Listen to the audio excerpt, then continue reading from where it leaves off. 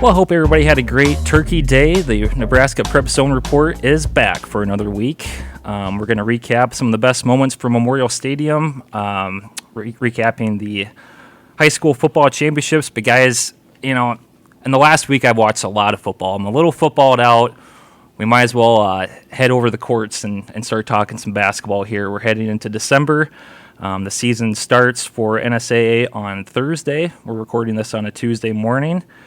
And I got Mike Patterson and Stu Pospisil here again. Mike, I'm a little salty about your Bears last night, but we can get to that too. Hard to believe the Bears were victorious last night. Took down my Vikings on Monday Night Football, but yeah, if we want to get into some of our top 10 over in the girls' side of things.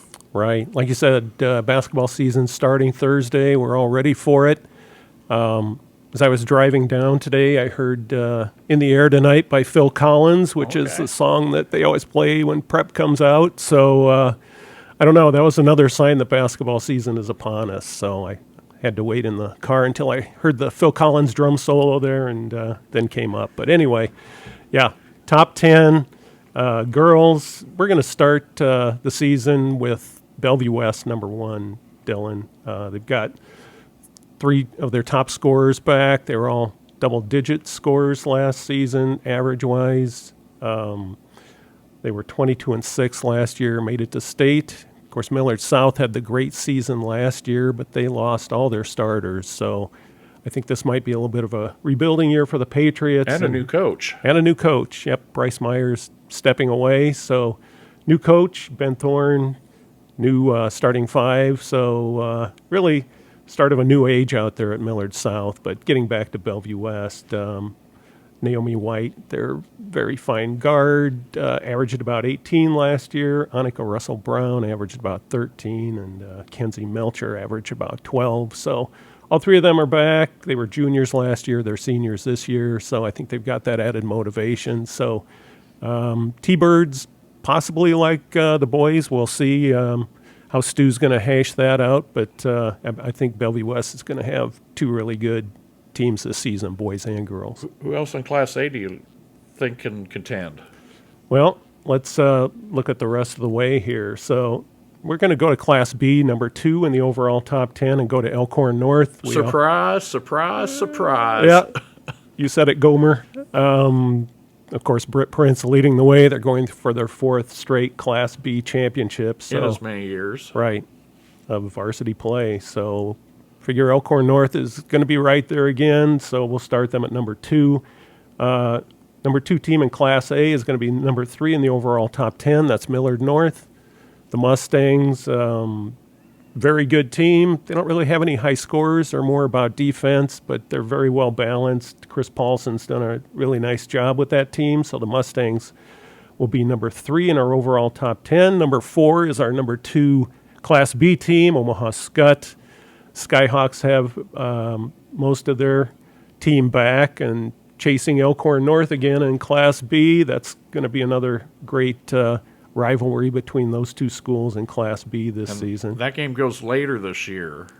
Last year, if I remember right, was first weekend. Right. And now that's kind of more mid-season. I think it might be in January sometime. So, yeah, that'll be one to watch, obviously. So, number 5 is number 3 in Class A. That's Millard West, the Wildcats, the Gessert twins, Nora and Neely lead the way. They've both been offered by Nebraska. So enough said there. They're both juniors, and Mark Kruger, coach there, has done a good job. So Wildcats will be number 5 in the overall top 10. Now, looking at the rest of the overall top 10, there's a very heavy Lincoln flavor. We've got Lincoln Southwest at 6, Lincoln North Star at 7, Omaha Central, led by Anaya Jones, number 8, Lincoln Northeast 9, and Lincoln Pius X 10. So 4 of those 5 in the 6 through 10 range are all from Lincoln. So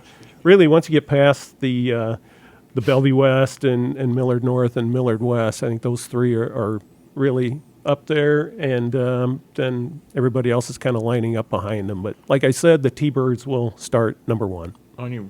With Southwest, you've got Kennedy Williams, who will be Britt's teammate for Kennedy's mom, Amy at Nebraska next year, and I don't think those two are scheduled against each other, except that would have been a fine game to have seen this year. Right. Elkhorn North does have some A's scheduled, including one in the Nebraska Prep Classic against Millard North. Talked to Ann Prince a few weeks ago, and Elkhorn North did beef up their schedule somewhat, and actually so did Bellevue West, talking out there yesterday. So to Dane Bacon, their head coach, and they've got some really tough games in the first couple of weeks. So I think the T-Birds will kind of stand or fall on how they do just early on in the season, and then, of course, the holiday tournament later on in December. So, it's nice to see those really high-level teams kind of beefing up those schedules and challenging themselves. Well, we've got North Star, I think, opening the season Thursday night at Bellevue West. I'm still trying to decide where I'm going to head. Another possibility for me is Lincoln High at Prep, but depending on how my ratings shake out, I may be doing a doubleheader in the land of Dane Bacon and the new Bellevue West coach, Steve Klein. Right.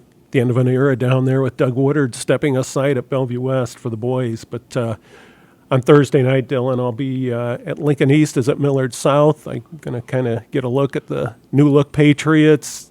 Like I said, all new starters, new coach, new era out there. So we'll see how Millard South does in the post-Fab 5 era. Yeah, and of course these rankings come out on our website, and they'll be in the paper tomorrow morning. Is that right? Right. They're coming out later today, so it'll be a little interesting for fans to look at that top 10 and not see the Patriots up there, right? The defending champions. They lost that core group of seniors that had, they kind of had that big three, right, with Maya Babbitt and Cora Olson, and who was the other one? Chloe Lemon. Chloe Lemon. Yeah. Right. And of course they cut down the nets for the first time since the 90s last year, and After now they're knocking on the door so long, they finally were handed the scissors. sure. Yeah. I saw Cora Olson already is getting playing time for the Lady Mavs. So Really? Huh. Understandably so. Right. So, Yep. you want to go through and your number ones in the other four classes? Sure. Well, Bellevue West in A, Elkhorn North in B, Malcolm in C1, led by Hallie Dolliver. She led the state in kills during volleyball season. She's also a very good basketball player. So really fine athlete. So And just a sophomore. Wow. Clippers number 1 in C1, Crofton in C2. The Warriors are one of those state tournament regulars. Yep. Perennials. Right. Pender in D1, the Pendragons. And why not? Another state tournament regular in D2. So, again, those are preseason ratings, and you never really know until they start playing. A lot of it is based on conjecture and people they've got coming back, the people they don't have coming back, what coaches are saying on their preview sheets. So we'll see how many changes we have until our first ratings once the season starts. Yep, we'll probably do those right before the Metro Holiday Tourney kicks in. So probably 3 weeks worth of games, and then we'll kick it in. Guys, on the boys' side, I'm still, because football runs a little long, I'm still trying to put together the top tens and the overall rankings. 5 that come to mind right away in Class A. Defending champion Bellevue West. Still have 3 returning starters. Josiah Dotzler's seeing some time at Creighton right now, but it's going to be Jaden Jackson's team this year for the Thunderbirds.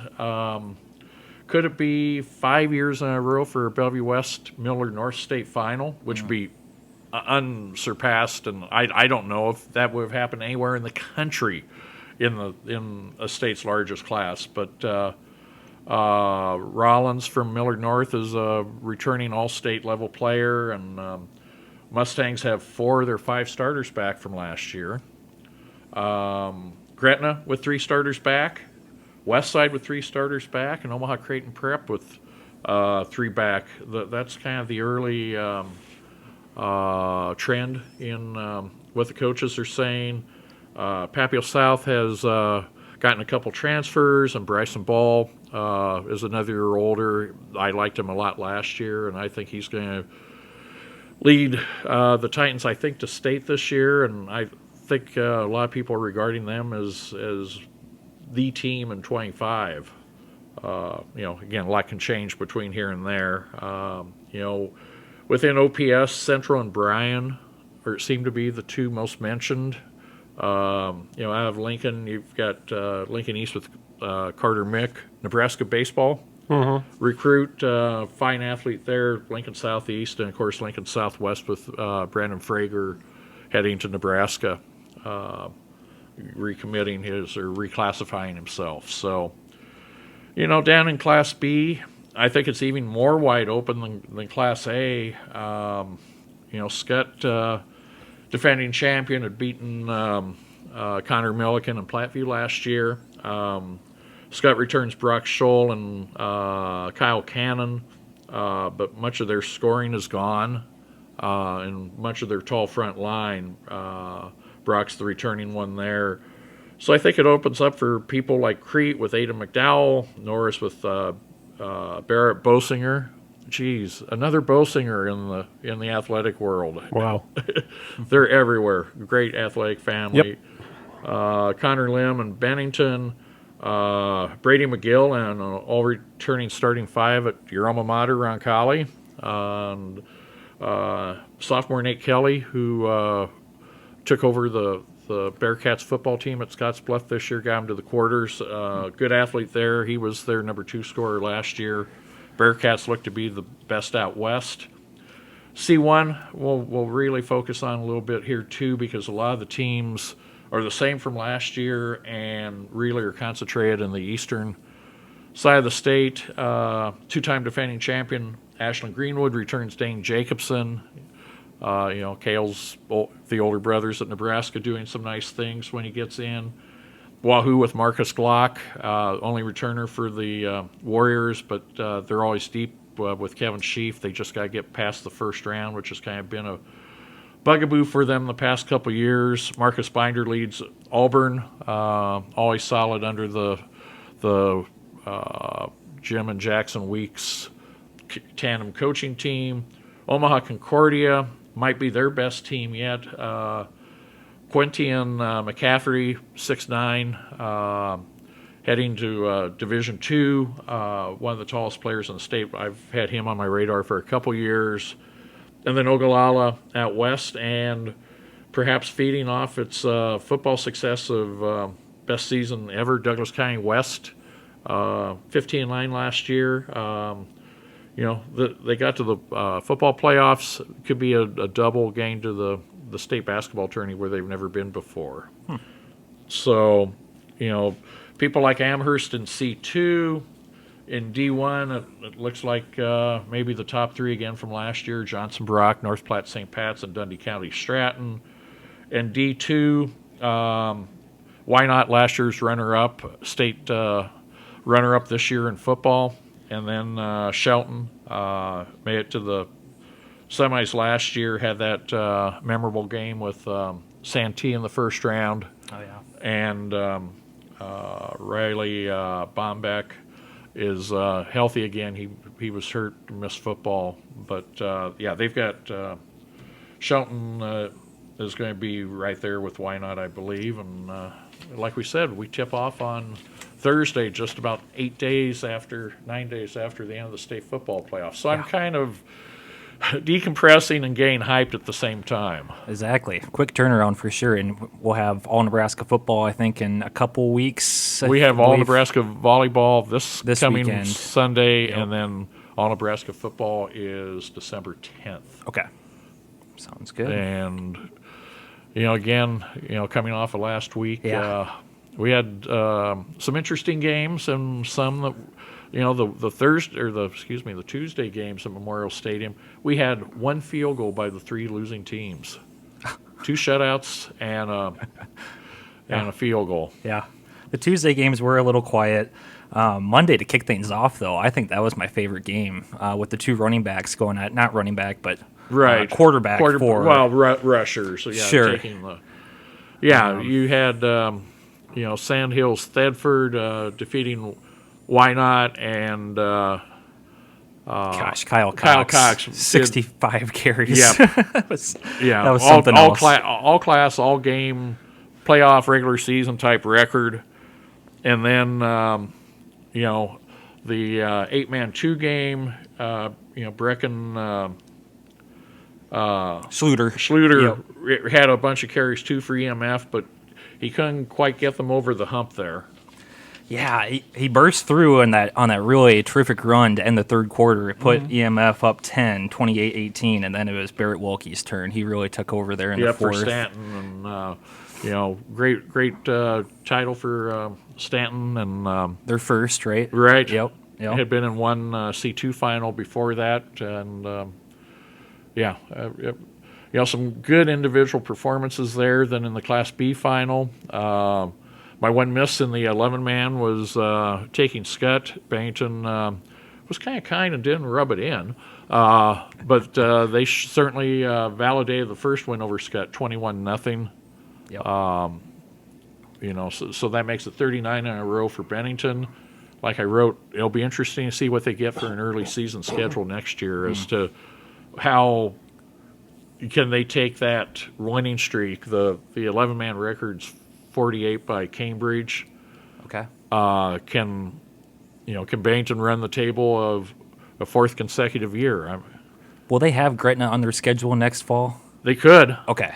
They again, I would think they way too headed. We don't know districts yet. Obviously, we don't even know classification. We don't have enrollments yet. We'll find those out next week, hopefully at the NSAA meeting, and we can start doing some projections. And coaches will too. Who do they want to play?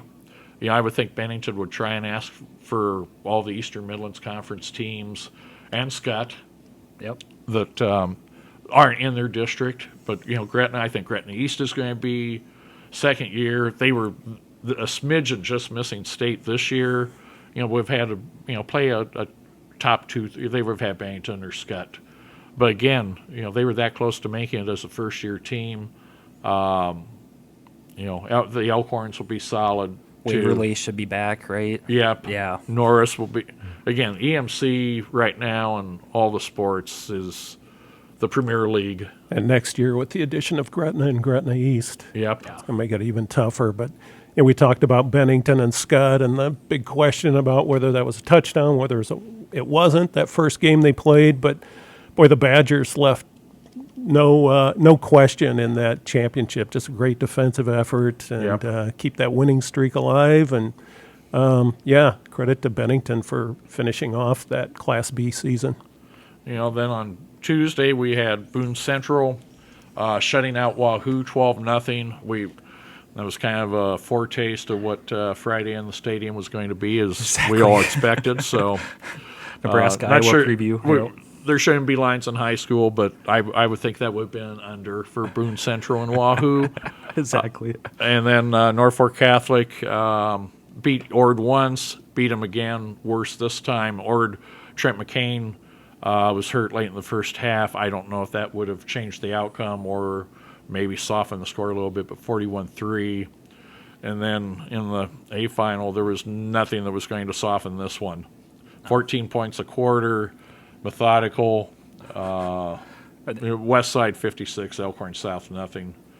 Largest margin of victory in any state playoff final. Impressive season for West Side. Now, job down the line will be where do they stack up all time, and I'm still mulling it over. Okay, yeah, that's what I wanted to ask you. It really looks like it's one of the greatest teams ever, and especially with that 56-0 to finish it out. That's their eighth shutout of the season. Right. Unbelievable. And I don't think a lot of people were surprised what happened in that Class A final because Westside had just done that to everybody this year, just domination. But, I think we have to give credit to Elkhorn South for making that final. I know it's easy to look at that final score and just say, yeah, Westside just pounded them. But, the Storm had a really nice season, but they just ran into one of the all-time great teams here in the state. Well, they've endured some, turbulence too. Carson Rauner gets hurt basically in the fourth game, very serious injury. And then, Madden Riggs in in the third quarter against Westside. He's taken to the hospital for observation, and Elkhorn South kept trying. They were playing for him. Trying to play for pride, and Sure. And again, it was so methodical. It wasn't like Westside put 35 points up in a quarter. It was 14, 14, 14, 14, and Right. And that Westside defense, I did a feature on them before the championship game and just talking to some of their players. And, I mean, they would take it personally when the other team scored any points. If they didn't get their shutout, they took it personally. I think they only gave up 46 points all season long, which is really unbelievable to think about. But, again, credit to Westside, one of the great teams we've seen. Well, and 8 shutouts, 8 sets, or 8 Saturday morning sets of donuts for Right. for the defense at least. Jeremy Queen forked out a lot of money as defensive coordinator to pay those off. Those kids, I might want to have the dentistry concession after all those glazed donuts, I'm guessing. One of the players told me that they were going to start up a GoFundMe page to help Jeremy. defray the cost for Jeremy. That's too funny. I mean, yeah, like you said, PAT, they took it personal because they wanted their breakfast the next morning, So Great motivation. Exactly. And it extends all the way down because when Westside went to Kearney, put up 56 in the first half, 500 yards. Paul Amanji took his starters out the second half. So, you get that experience for those kids, but that second and third unit, they also have that pride factor of, okay, our seniors, our starters aren't going to be happy if we let our goal line be besmirched. We can't be the ones letting them in. Right. Yeah. I know Westside had some great victories before that, but that was the score that I saw, the early score, and it was like, oh my gosh, this is unbelievable what they're doing to teams, and they just kept it going all season long. Well, and again, it wasn't like they were running up scores in the second half. They were backing off with the running clock, and again, it allows Westside to develop depth. When you get 13 games, it's kind of like going to a bowl game. You get the extra practices. You get keep working and developing your second unit guys so that they're ready next year for departing seniors. And I was out at Westside, like I said, for that story that I was writing at one of their practices shortly before the final, and believe me, they were still working really hard. It wasn't like they were taking anything for granted in that final. So you could just see it that they were just so hungry to finish off the way that they had done the rest of the way. And it was a little odd, Rizak threw a couple picks in that first half. They committed some dumb penalties, and it all just didn't matter. I mean, that defense was not going to allow anything.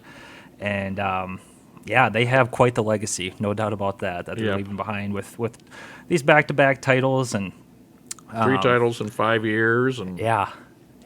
So really, really something phenomenal for sure. And, we have signing day in a couple weeks. We'll see where the futures of some of these kids are going to go. Rizak is still talking to a few teams, and I they think have a lot of talent. That's 2-3 weeks ago at the start of the playoffs, I think, because we were doing kind of a weekly Saturday or Sunday recap. I think there were 35 commitments D1, either FBS or FCS. That's a ton for the state. yes. And I think you're getting, some of the Steve Warrens and people like that are working with kids on specialty areas, and you're getting, and I think it helps too that Matt Rule is recruiting the state better, because I've felt for a long time that if a college coach from outside Nebraska saw that Nebraska wasn't recruiting a kid, well, he can't be good. So I think when Nebraska starts making overtures, then that, just lights up the board that, okay, there's something there. If they're not getting recruited by their home state school, why should we make the effort to come? Yes. And he's made that effort. He's made that effort. Picking With up the Ed phone. Foley and Yes. Matt Rule and their staff, they have done this better probably than anybody since Frank Solich. Wow. Yeah. And that's really and saying Osborne something. is still still the gold standard for how to recruit the state, and he learned that from Devaney. I can remember the classic Devaney story is that I don't even think it was in state, but he went one time and sang hymns with the mother in the house. The mother went to Nebraska, and the boy went to Missouri. That's too good. There you go. Interesting. How many did you say? 35? 35. Wow. And you had sorry, PAT. You had Danny Kalin get invited to the Elite 11. This is just that's a big deal for these kids. Oh, yeah. And And when you see him compare, so you have Zane Flores one year, then you have Danny Kalin. Who's the next one? And these again, coaches kind of feed off of tradition, seeing the hot trends and that, and it only helps. So, but there's one more number we do have to bring up, Mr. Patterson. we couldn't end the show before we did this. Yes, we could. No, we couldn't. Are you going to say it or not? I was hoping you'd say it. Not going to happen. Well, We have a sore loser over here, ladies and gentlemen. the pox worked. That's the end of the show, right? No, that was 4 wins for yours truly. Got double what Mr. Patterson did. So the 6-season losing streak is over. I know he's coming back with a vengeance in basketball. True. 2 wins during the volleyball state tournament when Papio South are number 1 in Class A almost all season and ranked nationally in the top 10 all season. When they got beat in that first round, it's like, uh-oh. This kind of knew. This could be one of those years. So, all good things come to an end, and, I'm coming back hard for basketball. On that Tuesday, we have a little, when one of us loses one, we call the other, and we go, bomb, bomb, bomb, from another one bites the dust. My phone never rang that day. I think I was busy working, so. You were working hard on volleyball. I know you were, so. But I'm such a good sport, I'm always cheering for the teams that you select. Knew I couldn't say that with a straight No, face. you couldn't. That was a nice Elkhorn South sweatshirt you had on. Oh, well. Yeah, Better Like I luck said, next season. Props to Westside. They deserved it.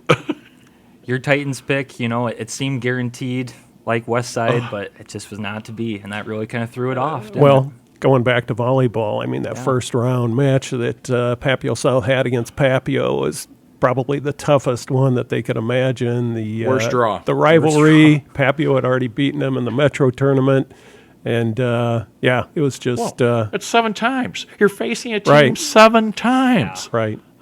That's a lot. Nebraska and Wisconsin could see each other 3 times, and that's considered a lot. 7 times. It's crazy. It shows that when you have good teams that go together to tournaments, that it's likely going to happen. But it was it was so weird. They can never beat Pius, who ended up being the 7th seed and won their district. right. But they could beat Talk about South. matchups. Yeah. Right. Yeah. Right.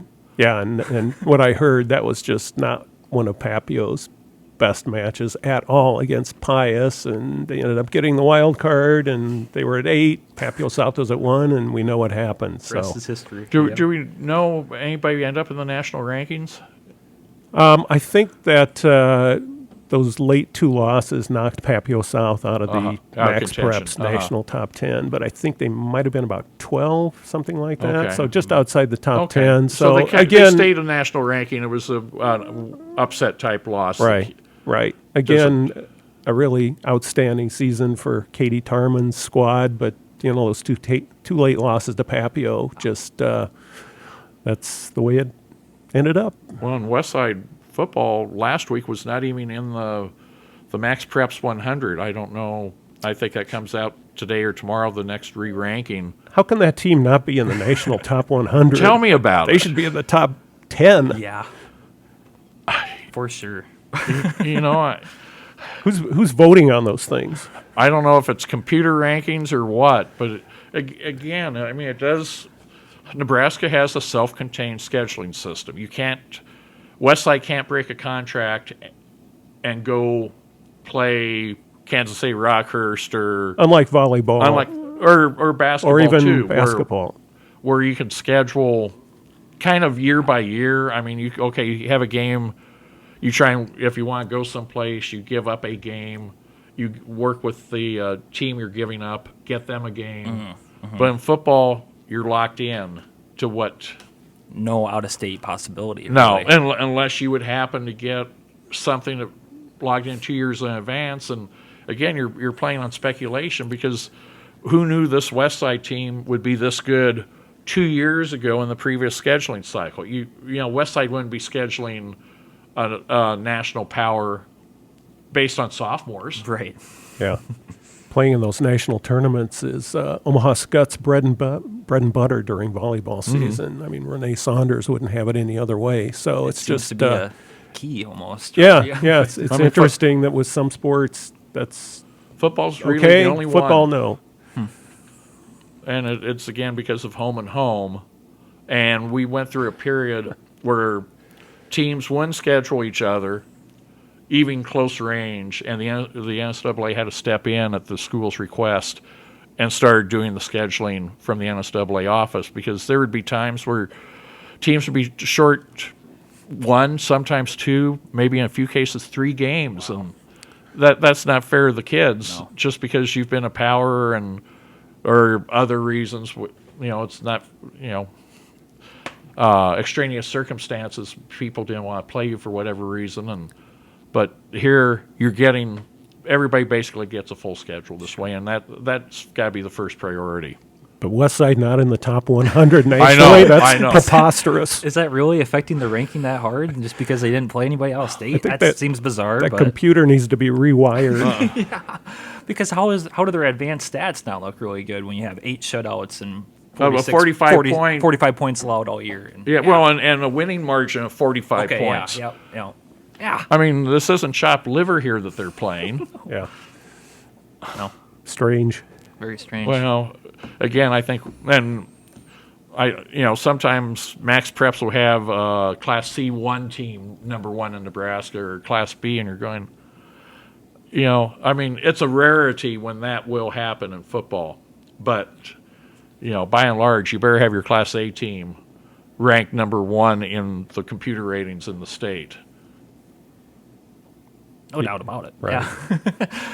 Well, So that's your assignment, Stu, is I think we got to come up with like a top 3 greatest Class A teams ever. well, you've got. I'll let you work on Well, that. Prep 85 is the gold standard Okay. right now. How close does West Side come to that? And next question, is this West Side team better than the 82 team that finished 9th in the USA Today rankings?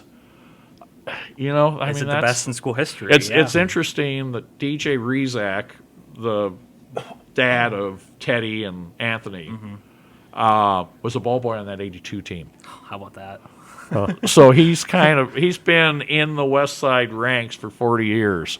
That'll be fun if you compare the 85 prep squad to this year's West Side team, because whichever one you put up on top there, I'm sure you're going to get lots of love notes from the other one saying, what's wrong with you? So that's the way it is with Prep and West Side, right? Oh, yeah. And you've had, always be that way. Bellevue West in 2019 was the last revision I made in the top overall all-time top 10. They were 9th that year. You've got more recently Miller North 2013 made it in. Omaha North in the mid-2010s too, the great Calvin Strong team when he rushed for 3,000. They're in the top 5 as well with that West Side crew. Any Central teams in there? Central 60 is in there. Yeah. That'd be Gail Sayers and Vernon Brakefield Sr. How do you keep a Gail Sayers team Right. out of the top 10? Well, they tied, remember? The scoreless game with Creighton Prep. Really? Well, I did not know that. 12,000 or whatever at Rosenblatt and That's a good trivia question. Yeah. tie game. I was not there for that one. You were sick that night. You could have been. The great Gail Sayers, who, of course, played for the Chicago Bears. The victorious Chicago Bears. Brings us back to the Bears and Vikings again. Sorry, Dylan. Did he congratulate you on the mighty Bears 4 field goal win? Congrats on No, because I think the Bears had already lost to the Vikings, haven't we? So now we're probably even. But Matt Eberflus, congrats to him. He finally got a division win. That's his first one. Well, possible new coaching staff next year. That's all I've got to say. Yep. We'll see. We can move on to basketball, right? Now, Right, on to basketball. I tell you what, after watching 3 Thanksgiving games, we watched all 6 of those games. Stu, you and I did last Monday and Tuesday. We watched that ugly Black Friday game at Memorial Stadium. With a football interlude then, and then And your then Saturday games, your Sunday game. Yeah, it's been a lot. I mean, we didn't have turkey leftovers because we were guests, but yeah, it's kind of like football. It's kind of like that third day of turkey. You're just ugh. When that Iowa kicker hit that field goal, when he hit it right at the end, I thought, that's never going to get there. And it just kept on going, just over the crossbar. And oh, man. Well, what a way to lose. We'll save that for the next podcast to sit here. We'll let them dissect it. Yeah. That sounds good. Thanks for joining me, guys. We'll be back maybe in a couple weeks to talk some more hoops. All right. Thank you. Once again, want to thank Stu and Mike for joining me today. Dillon Adams back with you here, wrapping things up for this episode, but want to remind you to stay tuned this Sunday. We have a very special episode for you, talking to all of the All-Nebraska Volleyball first team members. Again, that's coming up this Sunday along with the rest of the teams. So make sure you stay tuned for that. But for now, thanks for listening.